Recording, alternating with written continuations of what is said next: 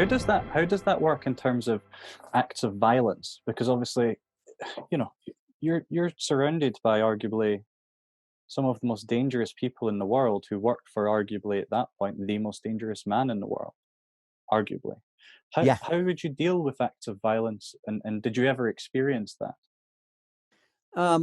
Nobody ever got beat up in front of me. The guys that I dealt with, the consiglieres, the right hand men, these are people who push the buttons of the other people who would go and do the killings. Um, it's like when they wanted some Mexican traffickers in Chicago killed, and they knew I had people in Chicago. They came to me to hire people who would kill them. When we were in Paris, and Moncada's people wanted one of the bad guys from Medellin killed, um, foolishly, they came to my partner and me. We quickly said, he's your problem, not our problem. And you guys control Medellin. So why are we even going to be? They wanted us to do it in Paris, and there was no way that was going to happen. My partner probably got sought closer. There were times when, for example, meet, I remember this time in LA, he met a mom and her teenage son who were working with the cartel, dropping off money. And they pulled up to the hotel. They wanted to meet in the parking lot. My partner wanted them to go upstairs because they had the room wired. And he said to them, "I'm not doing this out here in the public. You got to be kidding me." He goes, "Where's the money?" And they go, "It's in the two bags in the back." He goes, "I'll take one, you take the other one. Let's get up in the room." And he grabbed the bag and picked it up. And when he picked it up out of the back seat, it exposed an Uzi, fully loaded Uzi that was sitting there, that had they had any problems, they would have quickly grabbed Yeah. and used on people. But you know, Moncada and Galliano, who were my main two clients, um, this world is a world where you can die a very horrific death. Um, they wound up being caught diverting some of the money of the cartel.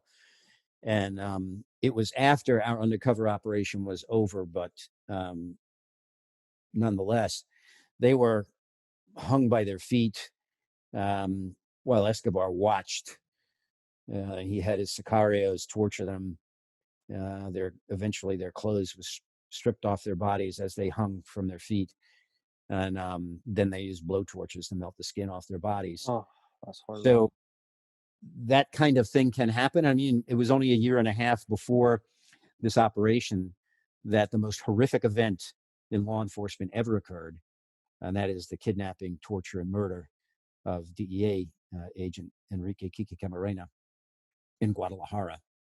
Um, so these kinds of things can happen, but being outwardly reactive to that is dangerous. Yeah. There must were there any situations where you were close to the discussions of these things happening, or meeting with someone who, I'm just thinking, with all the people you met that were involved in this, and in the business they were involved in, you must have been close to some people at some point that ended up paying the ultimate price themselves. Oh yeah, yeah. After I did the infiltrator story, that undercover operation, I got the opportunity to set up another operation, and then being a DEA agent, I did a second long-term undercover that lasted about 2.5 years. And in that one, I distinctly remember one evening, I was meeting with a money launderer who had a business in Cologne, Panama. Very bright guy, spoke like 7 languages: Chinese, French, English, Spanish. I forgot what the other ones were, but anyway, very bright guy. And so I'm meeting with him. I'm just getting this relationship going. I'd been introduced to him by a Panamanian lawyer who was a bad guy. And we're having dinner alone, and I noticed these two guys that are not far away from him, far away from us. They were maybe 15, 20 feet away in a nearby table, and they kept looking over. I thought they were his bodyguards, so I didn't really say anything. Um, I was probably one of the last people who was with him um, before he soon thereafter was kidnapped. They couldn't find him for a week. And ultimately, in one of the cemeteries in Panama, near the Panama Canal, he was found only because a huge flock of vultures were eating at him. Oh, But he was in his car, beautiful Mercedes.